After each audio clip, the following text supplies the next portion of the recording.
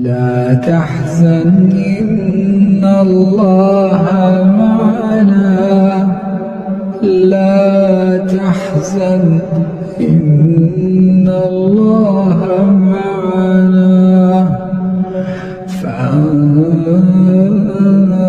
الله سكينته عليه وأيده بجنود، فأنزل الله سكينته عليه وأيده بجنود لم تروها، وجعل كلمة الذين كفروا السفلى، وكلمة الله هي العليا، والله عزيز حكيم.